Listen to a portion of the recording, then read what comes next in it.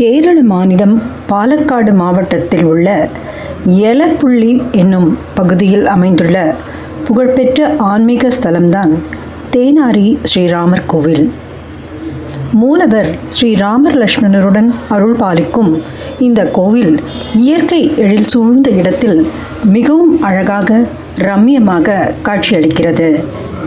இந்த கோயிலின் பிரதான சிறப்பம்சம் கருவறைக்கு முன் அமைந்துள்ள புனிதமான தேனாரி அல்லது சரகங்கை தீர்த்த கிணறு ஆகும்.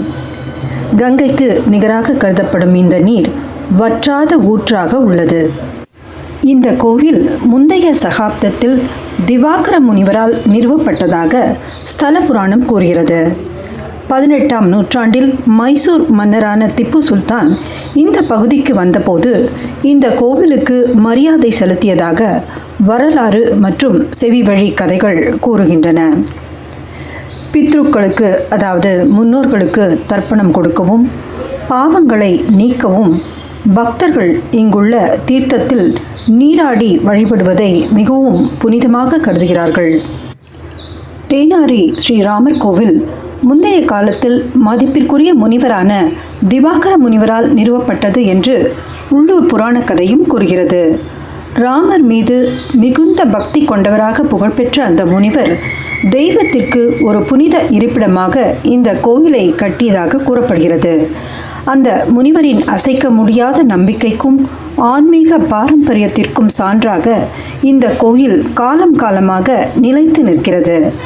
ராமரின் தெய்வீக சந்நிதியில் ஆசீர்வாதங்களையும் ஆறுதலையும் தேடி உலகெங்கிலும் இருந்து பக்தர்கள் இங்கு வருகிறார்கள்.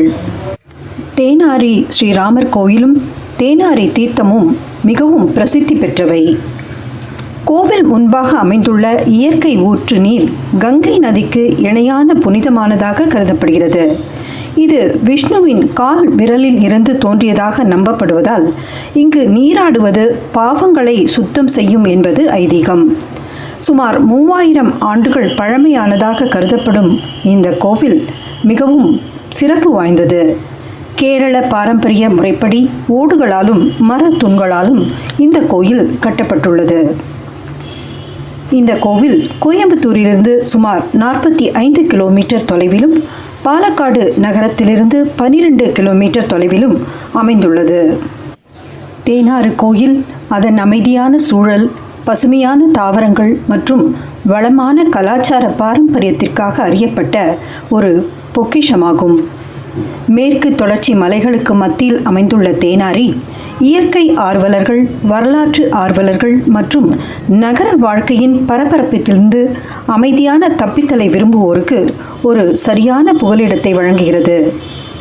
இந்த கிராமம் குறிப்பாக பழமையான தேனாரி கோவில் மற்றும் ஆன்மீக முக்கியத்துவம் வாய்ந்ததாக நம்பப்படும் இயற்கை நீரூற்றுக்காக புகழ்பெற்றது. தேனாரி மேற்கு தொடர்ச்சி மலைகளின் பிரமிக்க வைக்கும் நிலப்பரப்புகளால் சூழப்பட்டுள்ளது. இது சரிவான குன்றுகள், அடர்ந்த காடுகள் மற்றும் பசுமையான வயல்களால் வகைப்படுத்தப்படுகிறது. கிராமத்தின் தூய்மையான சூழலும் அமைதியான சூழ்நிலையும் இயற்கையுடன் மீண்டும் இணைய விரும்புவோருக்கு இது ஒரு சிறந்த இடமாக அமைகிறது. பசுமையான தாவரங்கள், தெளிவான நீரோடைகள் மற்றும் தூய்மையான காற்று ஆகியவை மனதையும் உடலையும் புத்துணர்ச்சியூட்டும் ஒரு இதமான சூழலை உருவாக்குகின்றன. விஷ்ணு பகவானுக்கு அர்ப்பணிக்கப்பட்ட தேனாரி கோயில் கிராமத்தின் முக்கிய ஈர்ப்புகளில் ஒன்றாகும். இந்த கோயில் அதன் சரிவான ஓடு வேய்ந்த கூரைகள், மரத்தூண்கள் மற்றும் நுணுக்கமான சிற்ப வேலைப்பாடுகளுடன் பாரம்பரிய கேரள கட்டிடக்கலையை பறைசாற்றும் ஒரு பழமையான அமைப்பாகும். தேனாரின் நீரூற்று புராண முக்கியத்துவம் வாய்ந்தது. உள்ளூர் புராணங்களின்படி விஷ்ணு பகவான் தனது பக்தர்களின் தாகத்தை தணிப்பதற்காக தன் பெரு விரலால் தரையில் அடித்தபோது இந்த நீரூற்று உருவானது.